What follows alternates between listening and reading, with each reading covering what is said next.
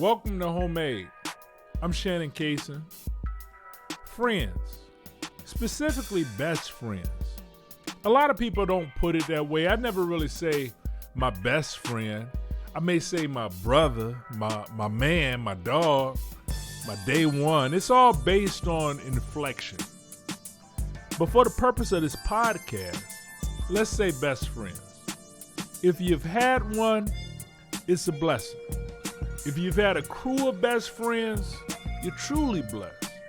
I go as far to say if you've had a best friend, you've been blessed.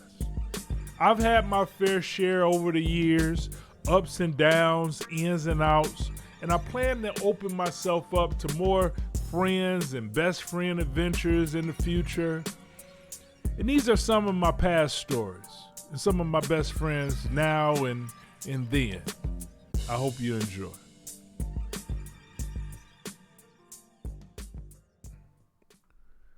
Gustavus was my first best friend. I never called him Gustavus. Everyone called him BB. He was 4 years older than me. He lived 2 houses down. We were the only young kids on our side of the street. We called ourselves 7-Eleven because I was 7. I think he was more my best friend than I was his.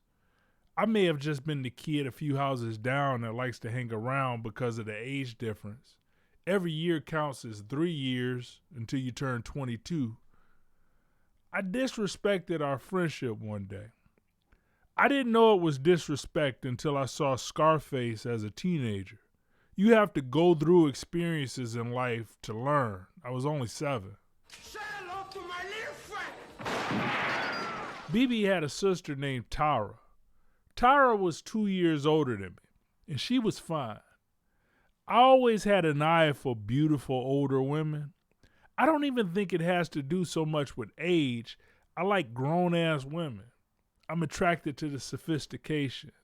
I could always make her laugh. Smiles and sophistication always does it for me, even now. One day when BB wasn't around, I told Tara I wanted to show her something. We both went into my backyard alone.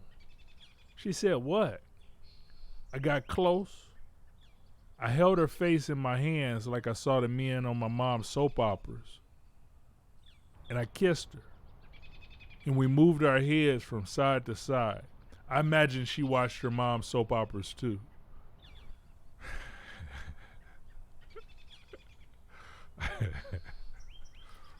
We left the backyard breathing hard. That was my first kiss. I don't even know where the courage came from. I surprise myself with women sometimes. Thank God my best friend BB never found out. And I know the brothers are listening like, damn, Shannon, how could you? That's how Manolo died. I've learned since then, so your fine-ass sister is safe around me. Trust me. When my mom and dad divorced, we left the block and me and BB lost touch. I heard BB eventually got into MMA fighting. I hear he was pretty good. He fought in Atlantic City at a casino. I don't know what he's up to now, though. I hear he lives in California, probably has a family and life. I hope it's a good life. His sister Tara came to visit me once when I was in college at Michigan State. It was a totally random visit, and she was still fine. My kisses do have an effect.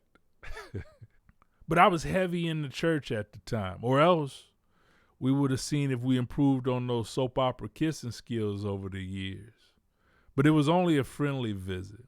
We kept it friendly.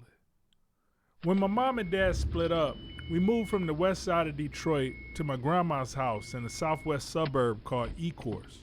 I was 8. We pulled on the block with all of our things. I noticed the kids at the end of the block. A lot more kids than on the west side. As many times as I had been to my grandma's house, I had never met these kids. But now I was going to be living here. I grabbed my bike from the pile of things and rode it down the block.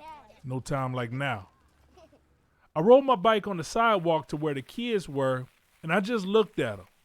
This is how you made friends back in the day. You just stare until someone notices you. One of the kids with a baby afro walked over. "Hey, what's your name?" "Shannon." What's your name? BJ? You got a girl's name. No, I don't. Yeah, you do. Man, fuck you. Nah, I'm just fucking with you. Let me ride your bike for a little while. I was hesitant about it, but I had seen this kid around from the times I had visited my grandma, and I knew he lived on the block, so I let him ride. And he rolled and rolled and rolled. Eventually I said, hey, give me my bike back. And that was the start of an over 40-year friendship with Beach. There were other kids on 19th Street in Ecorse. There was Beach, Nate, Tootley, rest in peace.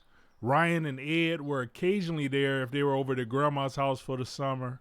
Brian, Terrence, and Sean were the older kids on the block. Remember, 1 year is 3 years back then. But me and Beach were the closest. We rode bikes. We played basketball. I was better. We formed a rap group. He was better. I remember 19th Street block parties. There was a Michael Jackson dance contest. Beach would put on one winter glove in his church loafers and entertain the whole block. All the parents, grandparents, uncles, aunts, and kids would be cheering, and Beach would be dancing. And I was wild because that was my best friend. Beach is a star. I tell him all the time. When we talk on the phone, I tell him, Beach, you know you a star. His whole family is talented. His uncle is Barry Gordy. In our hip-hop years, Beach stood a head above everyone else in our crew. And everyone in 31 would agree. Beach is a star. And he's been my friend the longest. I've always been proud to have a living superstar as my friend. Beach didn't go to my school. He moved to another suburb of Detroit called Southfield when his mom got married. At school, there were different friends than just our block. I had one unlikely friend, Clifford. I say unlikely because Clifford couldn't play basketball. He couldn't run fast. He didn't rap. He wasn't into comic books or any of my interests. Clifford was just Clifford, and we were friends from school. When I found out Clifford lived around the block on 18th Street in Ecorse, we hung out after school too. If you knew Clifford, you loved Clifford. Girls loved Clifford.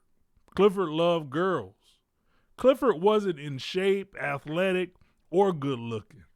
And he never had any issues with girls. Where I was passive, Clifford was assertive, aggressive even. I'd say, hey Carla, you look nice today. I like those clips in your hair. Purple, is purple your favorite color? And Clifford would say, come over here with your fat ass, Carla. Then Carla would be hugging on Clifford. To give you a vision, Clifford will remind you of Steel and Juice. I was doing the oochie coochie, my face. We were in Boy Scouts together. Actually, when I got falsely arrested by the Drano cops on the way to my Boy Scout meeting in one of my stories, Clifford was there with me. We would laugh about it for years. I remember a bunch of us were skipping school in the white neighborhood of Ecorse, and some old man pulled the gun on us. Everyone ran, but Clifford couldn't run like us. Clifford stood his ground and told the guy, if you shoot me, you a bitch. If you don't, you a bitch. Clifford had heart. Clifford was a real one of the realest. We never stopped being friends, just went different roads in high school where we didn't hang out with each other as much. But rest in peace to my old friend, one of my best friends at the time, Clifford. I love you, man. In high school, my friends took a logical turn. I knew a kid from grade school who was cool, fun. We played basketball together sometimes, but we never really hung out with each other. But the friendship was inevitable. He was tall like me. He cracked weird jokes like me. He loved sports and being active like me. He couldn't rap, but he loved the arts and music like me. I remember once we were talking about lifting weights, and I told him I had some weights in my basement. He came by the house and we challenged each other to see who could do the most dumbbell curls. I won, but he was strong like me. And from that moment, Me and O'Neal hung out constantly. We were around each other so much that it got corny. When I was around other friends, they would ask, "Where O'Neal at?" "Man, I don't know." And I'm sure he got the same thing too. They even titled us in the high school yearbook, Class of '93 Best Friends, which we both thought was corny. But honestly, we prided ourselves on being the most original guys at Ecorse High School. We didn't dress in the popular clothes of the time. We had to find a different twist to it. If everyone was wearing Nike, we'll wear New Balance. If everyone else was smoking weed, we were lifting weights. Our jokes were subtle, dry, and nuanced. Other kids who understood knew we were the funniest dudes in the whole school. O'Neal was a comedian. Dude was funny. I had grades good enough to go to Michigan State University. O'Neal didn't leave Ecorse for college. Instead, he got a job as a cook at a popular seafood restaurant in Detroit called Fishbones. I remember being in college bored. No one was as funny or fun as O'Neal. The guys on my floor weren't interested in exercising or lifting weights. So between semester break, I told O'Neal, "Man, you ain't doing nothing in Detroit. What, you gonna be a fried shrimp and catfish cook for life?" So I got my resident assistant, who's actually one of my favorite DJs to this day, DJ Tony Tone, to let me bring another bed up to my dorm room. And O'Neal stayed in my dorm with my other roommate, another friend from Ecorse, Troy, and he started at Lansing Community College until he could get transferred to Michigan State. He wasn't a student, but he lived in the dorms at MSU to the point people thought he went to MSU too. O'Neal immediately became everyone's friend at the dorm, so no one questioned it. To O'Neal's credit, he did what he had to do at Lansing Community College and transferred to MSU. We moved to Twickenham Apartments, me, O'Neal, and Troy. At the time, I was getting heavily involved in the campus ministry that was at MSU, and I started ruining the mix of the apartment. I thought O'Neal was going to follow me into church life because he always did, but O'Neal was doing his own thing in college. And honestly, I started to act super saved.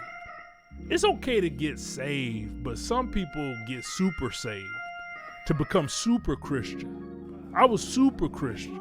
You probably know a super Christian friend that you can't invite to barbecues because they're going to complain about the beers and the bad language and the short skirts. I was that guy. I remember once I came in our college apartment from a nighttime prayer service at the church, and I was full of Holy Ghost fire. When I came in the apartment, there were girls inside, and my roommates, O'Neal and Troy, and a few guys from the football team. And I was vexed in my spirit to see this seemingly normal college fun happening, and I felt the unction to evangelize. You know how Jesus turned water into wine? I'd reverse it and turn this college debauchery into a praise party. In 15 minutes of entering, I had the small group in a prayer circle giving their lives over to Christ. I peeked up to see the look on O'Neal's face as everyone was praying the sinner's prayer. O'Neal wasn't praying.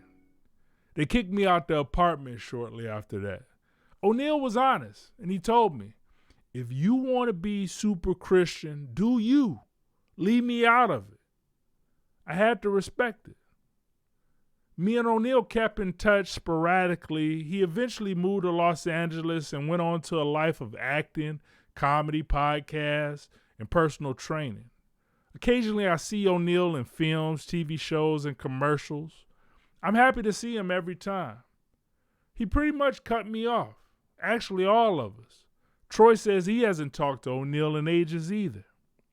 I don't know what it is, but nonetheless, a lot of who I am is because of my friendship with O'Neal. We would sit for hours and crack jokes and talk about our lives and ideas. I know I made my impression too. I miss our laughs. Holla at me, O'Neal. Since I spent so much time there, I started making friends at church. There was Rashawn, Lee, rest in peace to Lee, George, Annette, and too many to name. One thing about church is it's a community. Sometimes it almost feels like a forced friendship because many of the people who I'd hang around in church, I probably wouldn't hang around naturally, but church makes it possible. Then I met Moses. Moses was more natural than any of my other church friendships. I'll put it like this. Most of the church friendships had a top-down approach, meaning we saw ourselves as holy people who would uphold this veneer of holiness. And if we didn't, if we acted unholy in any way, we had to feel bad about it, then worry about who was going to snitch to the pastors first. When I first met O'Neill, we didn't put on such airs.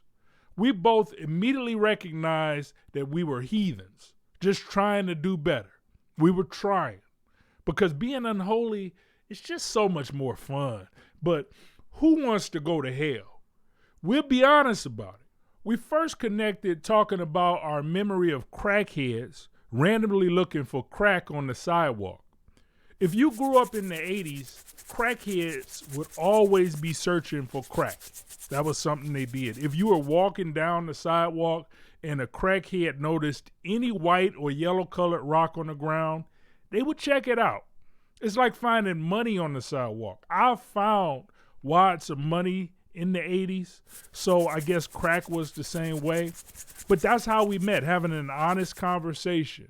We would talk about the women at the church, who was fine, who was annoying, who we would, God forgive us. We both noticed that the pastor had this limp fish handshake that bothered us both. We noticed, we didn't say anything because the teaching was good. No one would mention this, but me and Moses would talk about it driving in his pickup truck.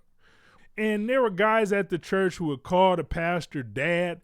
Now, I have a dad, a strong dad with a strong handshake, and never in the history of the universe would I call anyone else dad, but the pastor was cool. The teaching was good. This is no offense to the pastor. It's just an honest story.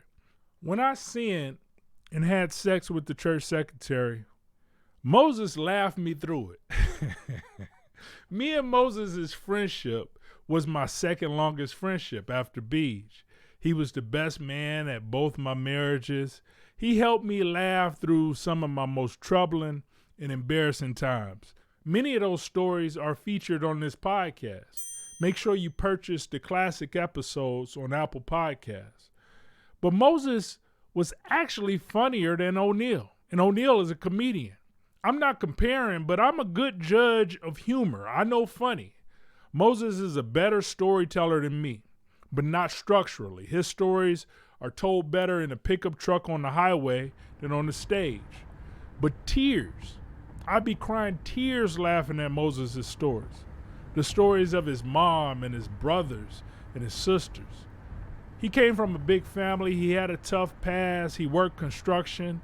He talked Christian conservative, but he lived like a demon. I guess like most Christian conservatives. But he lives his life, as do I. So we became best of friends. Sometimes it's the simplest of things. I have a few boundaries. Not many, a few. I probably shouldn't say this publicly because people will try to use your boundaries against you. But it doesn't work with everyone because everyone doesn't count to me. But in friendships and relationships, I don't like being called specific disrespectful names. One of them is bitch. If I'm early talking to a woman and she uses simple cuss words playfully with me, I'll immediately let her know, hey, we don't do that. We don't call each other disrespectful names outside of the bedroom. Same with friends. We can rag on each other, just not disrespectfully. I'm big on respect. Moses knew this, and one day he decided to let bitch roll out. He works construction, so that's the talk. But I told him to leave that bitch shit for when you bootlicking and ass kissing your foreman at the job site. And it went from there. He's stubborn, I'm stubborn. That was the start of the pandemic, and we haven't talked since. He might be dead from COVID. I don't know. That's a joke. He's not dead. I seen his daughter in Chicago, and she said he isn't dead from COVID. But all in all, Moses is still my boy. No hard feelings. But if there's no respect, I can completely walk away and never look back. I've always been like that. Well, I guess you could call this looking back, but I think you get what I'm saying. Some friends are fleeting. Some friends are seasonal. And some friends are forever. I hope to have more experiences with all three categories as my life continues down its timeline. Admittedly, I've never been the best at making friends. Most of my friends have to push through all the layers of introversion and self-isolation to make it, to become best friend status. And that's not fair to them. That's not fair to anyone. And then deal with my take it or leave it boundaries, demeaning banter, and terrible body odor. Recently, many of my friends have come from right here. Listeners have become friends of the stories and then personal friends. We've hung out, visited each other's homes, went to concerts, or just talked shit to one another. I love that Homemade has made that possible. It's more fun to experience life with others. It just gets more difficult as life starts down its downward slope. So maybe I'll join another church. Or maybe I get more involved with community groups. Or maybe I just ride my bike into a crowd of like-minded grown-ups and I just stare at them until someone walks over.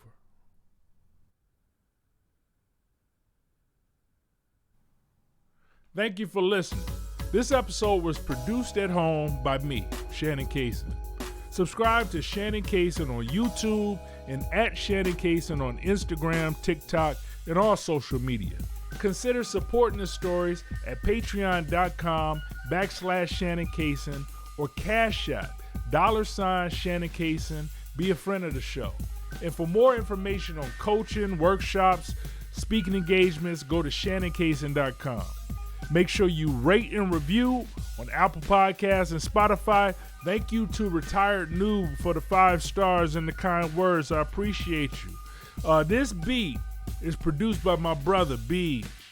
Listen to his music on Bandcamp. Search Beej Gordy Brooks. Look for Beej Gordy Brooks and pay some money to him. The other beat was Dilla, Beej and Them Part 1 from Slum Village Fantastic Volume 1. All right, come back soon for more and more stories. See you soon. Now that's homemade.